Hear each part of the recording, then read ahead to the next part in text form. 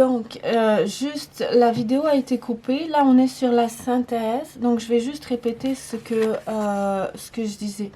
Il y a une lune dans un soleil sur cette carte-là. Donc, il n'y a plus de dualité. La dualité a été surmontée, je ne peux pas dire vaincue, mais il n'y a plus de dualité. Cette situation de dualité-là, c'est annulée. Et donc, la signification pour la synthèse de la situation de la carte numéro 5, c'est donc la montagne, obstacle, volonté de progresser, sentiment de solitude, encouragement, lutte. C'est-à-dire qu'on a l'impression d'être seul sur ce chemin-là, mais c'est complètement faux. On n'est pas seul, on est soutenu par notre esprit de pure lumière divine, on est soutenu par l'univers, on est soutenu par la création. Ensuite, les obstacles, mais il n'y a pas... Les obstacles à surmonter, ce sont en fait probablement nos peurs à transmuter, mais il y a toujours cette volonté de progresser, comme je le pense très sincèrement. Si notre esprit de pure lumière divine unifiée nous guide dans une direction, veut que nous allions dans une direction, ça ne sert à rien de lutter. Oui, le chemin peut nous sembler difficile, il peut nous sembler aride, c'est faux.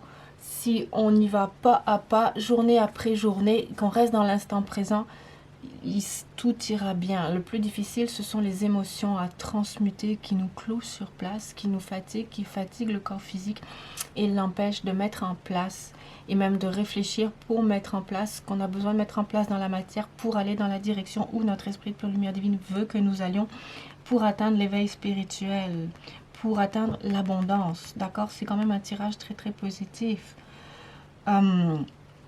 Sentiment de solitude, par contre, je dirais que c'est faux. Effectivement, parfois, on a l'impression d'être seul à vivre des choses aussi difficiles, mais c'est faux. D'une façon ou d'une autre, on n'est pas seul. On n'est pas seul sur ces chemins de conscience-là. On n'est pas seul sur ces chemins arides-là. On a tous d'énormes blessures à surmonter, à transmuter. On peut avoir l'impression d'être seul et de voir tout le monde heureux. C'est ce qu'on voit peut-être par rapport à la télévision ou autre. C'est faux. Personne n'est seul sur ce chemin-là de réalisation de soi, d'épreuves initiatiques où tout fout le camp à l'extérieur parce qu'on est brisé à l'intérieur ou parce que ça ne matche plus avec notre intérieur. On n'est pas seul. Et il y a aussi les encouragements et la lutte. Ce que je veux dire, c'est que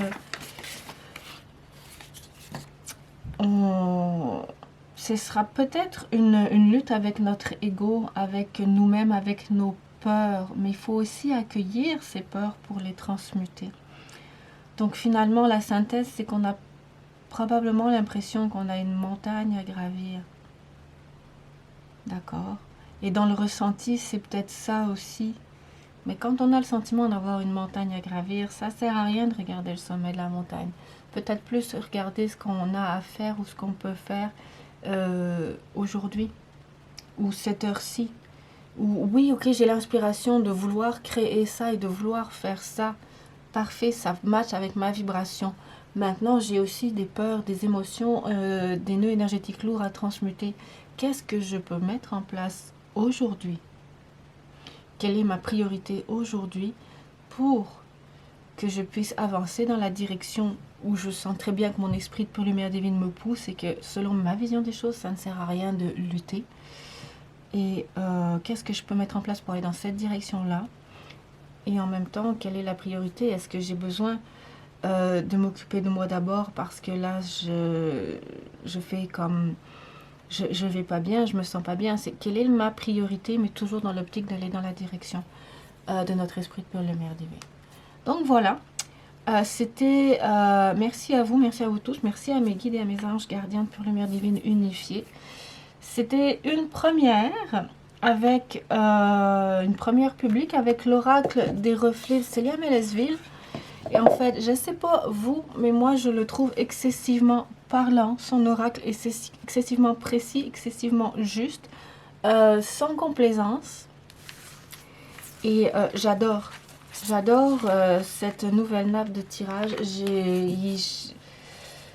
J'en ai essayé plusieurs. J'en aime pas la plupart des dessins qui vont avec. Celle-là, c'est la nappe de tirage de son tarot des renards et je la trouve juste géniale.